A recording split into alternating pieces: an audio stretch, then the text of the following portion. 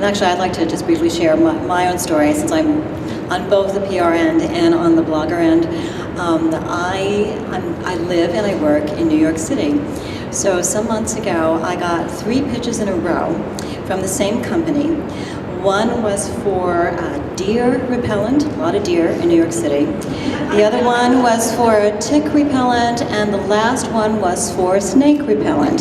So, I agree, yes, please read the blog and target properly.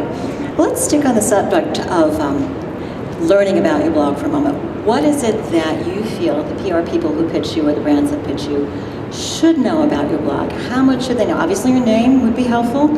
I would think certainly the category, A, if you do reviews, B, the categories for which you do reviews, maybe the ages of your kids. I mean, how much do you feel it's realistic for them to know? What do you want them to know?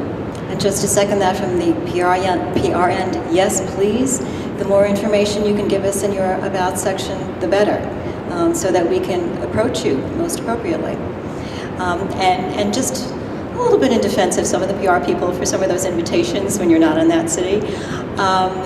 We have found that some folks travel to some of the events that we've done, so you kind of never know. I think what we've done in the past is when we've sent to someone, of course we send to people in those cities, but sometimes we'll send to outside people that we know in our network and say, hey, if you're planning by any chance to be in such and such a town and such a date, we're doing an event, we'd love you to come. So.